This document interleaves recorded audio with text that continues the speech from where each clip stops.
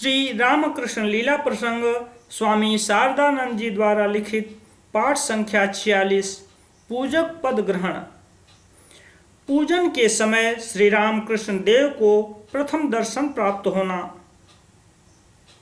हृदय राम का कहना था कि इस प्रकार गीत गाते हुए दोनों नेत्रों के आंसुओं से उनका वक्षस्थल प्लावित हो जाता था और जब वे पूजन किया करते थे उस समय इतने तन्मय हो जाते थे कि पूजन के स्थल पर किसी के आने अथवा समीप में खड़े होकर वार्तालाप करने का कोई शब्द उनके कानों तक नहीं पहुंचता था।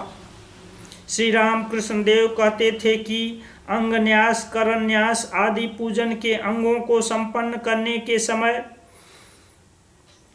वे वास्तव में उन मंत्र वर्णों को अपने शरीर में उज्जवल रूप से सन्निविष्ट देखा करते थे। उनको यह स्पष्ट रूप से दिखाई देता था कि सर्पाकृति कुंडलिनी शक्ति सुषुम्ना मार्ग से सहस्रार में पहुंच रही है और शरीर के जिस अंश को वह त्याग रही है वे अंश एक साथ निष्पंद, शून्य तथा मृतवत हो जा रहे हैं।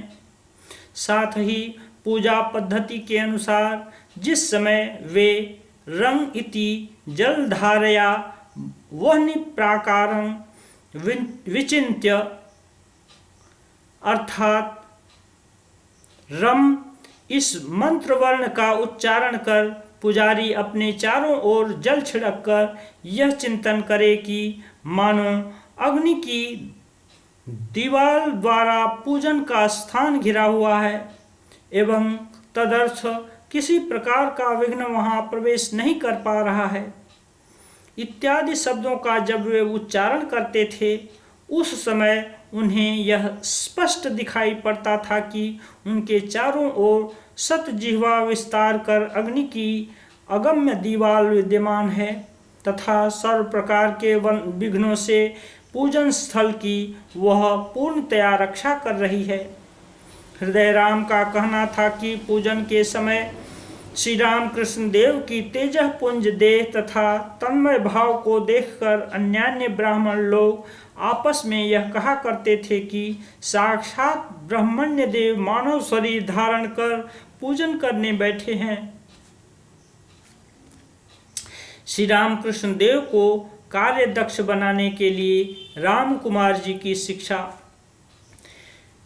देवी भक्त राम कुमार जी दक्षिणेश्वर आने के उपरांत यद्यपि आत्मीय वर्ग के भरण पोषण के बारे में बहुत कुछ निश्चिंत हो चुके थे, फिर भी एक विषय के बारे में वे अत्यंत चिंतित रहते थे।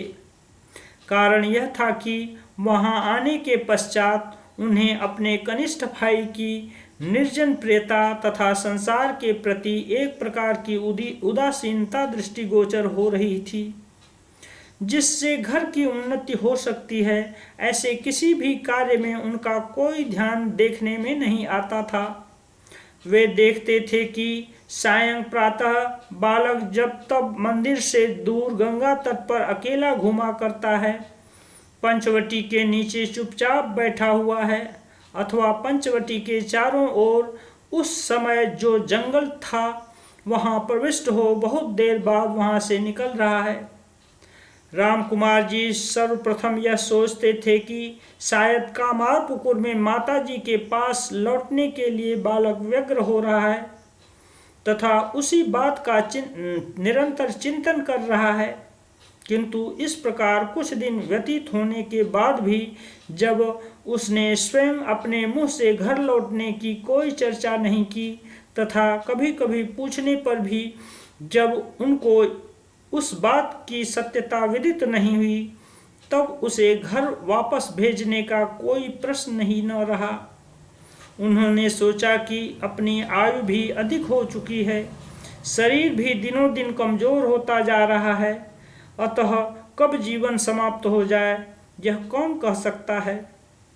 ऐसी स्थिति में व्यर्थ समय नष्ट न कर बालक को इस योग्य बना देना नितांत आवश्यक है जिससे वह अपने पैरों पर खड़ा हो 2 पैसा अर्जन कर घर का निर्वाह कर सके।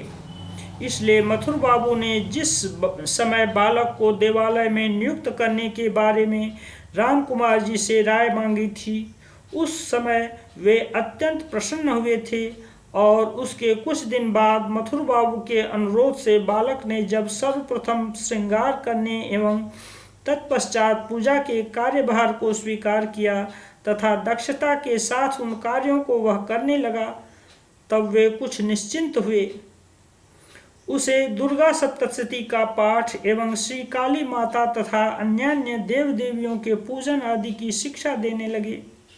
कर्मकांडी ब्राह्मणों के लिए जिन विषयों की शिक्षा आवश्यक है, श्री रामकृष्ण देव उन विषयों में शीघ्र ही पारंगत हो गए। शक्ति मंत्र की दीक्षा लिए बिना देवी का पूजन करना उचित नहीं है। यह सुनकर उन्होंने शक्ति मंत्र में दीक्षित होने का भी संकल्प किया।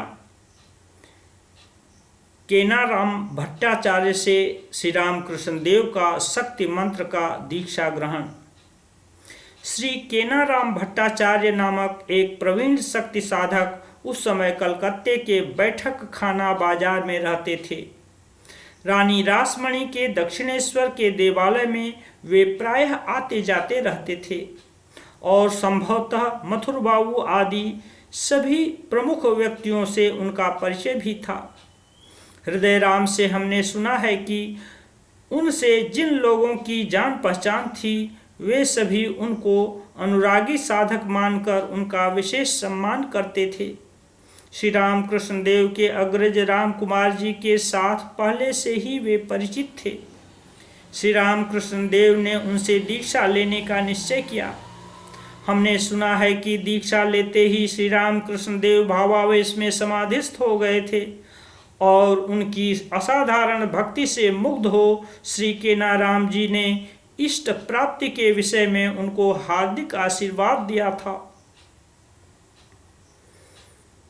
राम कुमार जी की मृत्यु। राम कुमार जी तब से चाहे शारीरिक अस्वस्थता के कारण हो अथवा श्री रामकृष्ण देव को उस कार्य में अभ्यस्त कराने के लिए ही हो, स्वल्प परिश्रम साध्य श्री राधा गोविंद जी की सेवा पूजा स्वयं करने लगे और श्री काली माता का पूजन कार्य श्री रामकृष्ण देव के द्वारा संपन्न कराने लगे। मथुर बाबू ने इस बात को सुनकर तथा यह जानकर कि देवी के पूजन कार्य में श्री रामकृष्ण देव दक्ष हो चुके हैं, विष्णु मंदिर में स्थायी रूप से पूजा करने के लिए राम कुमार जी से अनुरोध किया।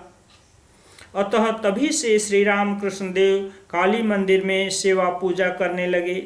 वृद्ध राम कुमार जी का शरीर कमजोर था और काली मंदिर के अत्यधिक कार्यभार को संभालना उनके लिए संभव नहीं था।